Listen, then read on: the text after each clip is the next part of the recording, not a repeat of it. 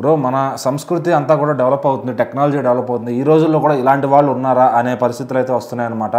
So ఒక అతను 3 ఏళ్లుగా రాఖీ కట్టించుకున్నాడు అనమాట ఒక ఆమెతో. సో అతనికి మళ్ళీ ఆ పెళ్లికి ముందే ప్రెగ్నెన్సీ వచ్చింది. సో మళ్ళీ పెళ్లి కొడుకును కూడా చంపేయడం, ఇదంతా ఒక న్యూసెన్స్లో, అంటే దేశవ్యాప్తంగా ఇది కుదిపేస్తుంది. అసలు ఆ ఇష్యూ ఏంటి?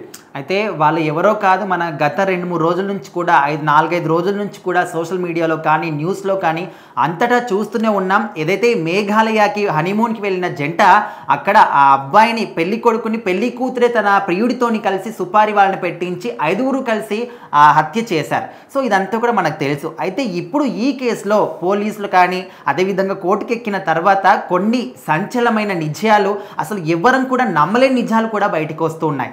అయితే ఇప్పుడు రీసెంట్గానే మీడియాతోని మాట్లాడుతున్న క్రమంలోనే ఇక్కడ పెళ్లికొడుకు ఎవరైతే ఉన్నారో రాజా రఘువంశీ వాళ్ళ అమ్మగారు చెప్పింది ఏంటంటే, ఇక్కడ సోనం అంటే పెళ్లి కూతురు సోనంకి తన జాతకంలో దోషం ఉంది.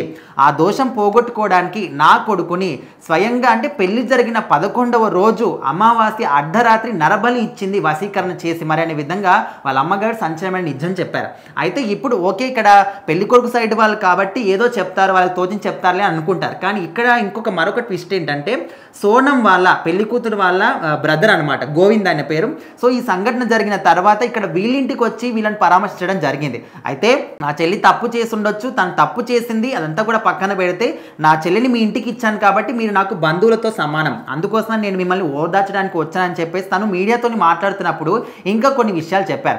అయితే ఇక్కడ సోనం ఎవరి కోసం ఇక్కడ రాజా రఘువంశీని చంపేయించింది అంటే, ఇక్కడ వెనకాల కనిపిస్తున్న వ్యక్తి రాజ్ కుష్వాహా. అయితే ఇక్కడ రాజ్ కుష్వాహా ఎట్లా అంటే, రాజా రఘువంశీ కంపెనీలో పనిచేస్తూనే ఉన్నాడు. అయితే గత 3 సంవత్సరాల నుంచి ఇటు సోనం ఎవరైతే ఉందో వీళ్ళిద్దరూ కూడా అక్క తమ్ముళ్ళలాగా పిలుచుకుంటూ ఉంటారు. అక్కడ సోనం కన్నా ఈయన 5 ఏళ్ళు చిన్న.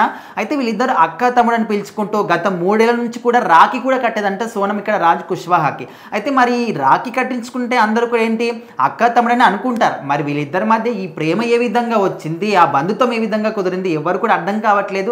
ఒక అక్క తమ్ముడు ఇంత నీచమైనటువంటి ఒక సంస్కృతికి ఏ విధంగా ఒడికట్టారు, నీచమైన రిలేషన్షిప్ ఏ విధంగా పెట్టుకున్నారనే విధంగా ఇప్పుడు మన భారతీయ సంస్కృతి తలదించుకునే విధంగా వీళ్ళందరూ కూడా చేస్తూ ఉన్నారు. రోజు రోజుకి మన దేశం అభివృద్ధి చెందుతుంది, టెక్నాలజీ ఎక్కడో అంతరిక్షం వైపు ముందుకు దూసుకెళ్తుంటే మన భారతీయ సంస్కృతి సాంప్రదాయాలు అనేవి అండ్ మన ప్రపంచం మొత్తానికి కూడా ఒక చిహ్నంగా నిలుస్తూ ఉంటాయి. అందరూ కూడా మన దేశానికి వచ్చి మన సాంప్రదాయాలు అన్నీ కూడా పాటిస్తూ ఉంటే మన వాళ్ళు మాత్రం మన సాంప్రదాయాల్ని మంటగలుపుతూ ఉన్నారు. సో ఇలాంటి వాళ్ళ వల్ల అసలు ఫ్యూచర్లో అబ్బాయిలు అనే వాళ్ళు పెళ్లి చేసుకున్న పోవాలంటే కూడా చాలా భయపడుతున్నారు. అయితే ఇక్కడ పెళ్లికి ముందే ఆల్రెడీ ఇక్కడ రాజ్ కుష్వాహాతో పాటు అక్కడ సోనం మాత్రం ప్రెగ్నెంట్ కూడా అయిందంటే ఈ విషయాలన్నీ కూడా స్వయంగా సోనం వాళ్ళ బ్రదరే చెప్పడం జరిగింది. సో ఖచ్చితంగా నా చెల్లి తప్పు చేసింది కాబట్టి ఉరి తీయడంలో కూడా తప్పు లేదని ఆయన స్వయంగా మీడియా ముందు చెప్పడం జరిగింది.